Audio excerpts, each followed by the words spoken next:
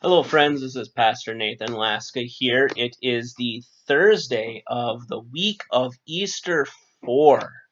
Easter 4 is known as the Good Shepherd celebration. We remember how our Lord Jesus Christ guards and protects his church, his people, you and me.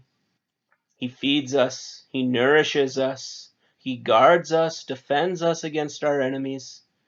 He provides for our every need. He is our good shepherd, and his sheep, his flock, his church, listen to the good shepherd's voice. Our words of meditation this evening, this day, words from Ezekiel chapter 34. It's impossible, I find, to talk about Ezekiel without talking about the setting of Ezekiel. When Ezekiel serves, he serves that pocket of God's scattered people, not in Jerusalem, but in Babylon. The Jewish people had been suffering several waves of deportation, started by King Nebuchadnezzar of Babylon. Wave after wave had been pulled from Jerusalem and had been deported into Babylon, displaced, strangers in a strange land. And it's in Babylon, to the people that Ezekiel ministers to, that they hear that relayed nightmare message. Jerusalem has fallen. The siege has concluded. Jerusalem, God's chosen city, fell. All seems to be lost. All seems to be dark. All hope seems to have failed. And yet God ministers to his people. He comforts them with this priest, this prophet, this man of God named Isaiah. And we have the words before us. I will place over them one shepherd, my servant David, and he will tend them. He will tend them and be their shepherd. I, the Lord, will be their God, and my servant David will be prince among them. I, the Lord, have spoken. I will make a covenant of peace with them, and rid the land of wild beasts, so that they may live in the desert and sleep in the forests in safety. I will bless them, and the places surrounding my hill. I will send down showers in season. There will be showers of blessing. The trees of the field will yield their fruit, and the ground will yield its crops. The people will be secure in their land. They will know that I am the Lord when I break the bars of their yoke and rescue them from the hands of those who enslave them. They will no longer be plundered by the nations, nor will wild animals devour them. They will live in safety, and no one will make them afraid. I will provide for them a land renowned for its crops, and they will no longer be victims of famine in the land or bear the scorn of the nations.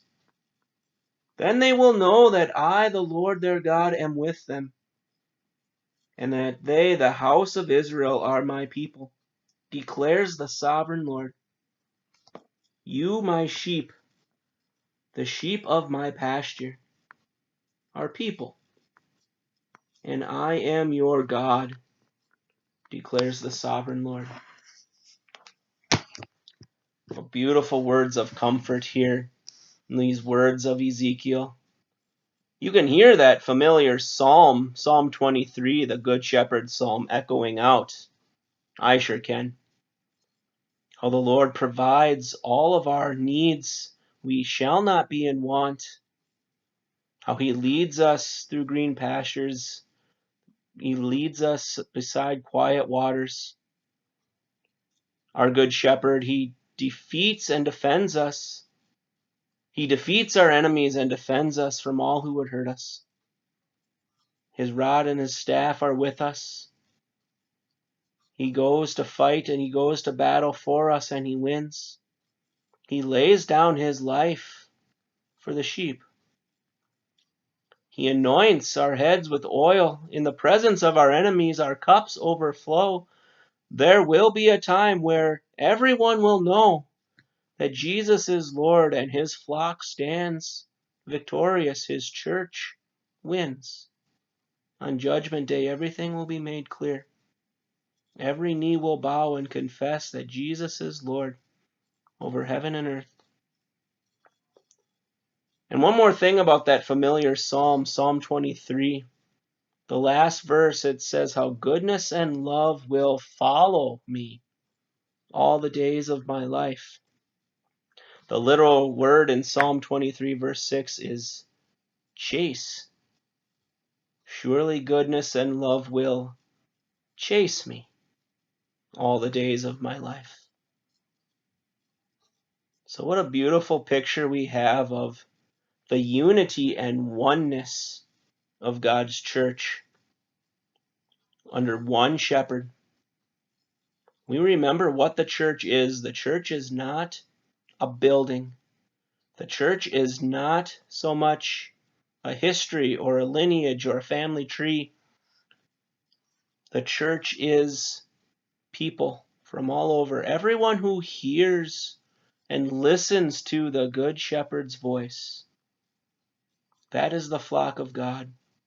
That is the mark of his people. That is the Christian. Those who hear the shepherd's voice, who hear his word and follow him. Surely goodness and love will follow us all the days of our lives.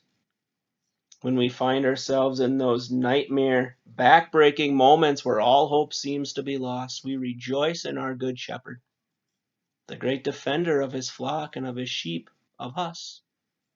The good shepherd who lays down his life for wandering sheep, for belligerent sheep, for stubborn sheep, for sheep that don't follow well.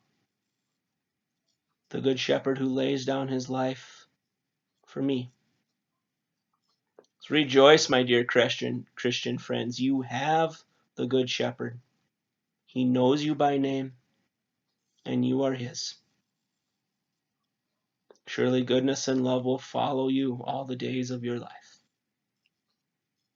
God's peace be with you.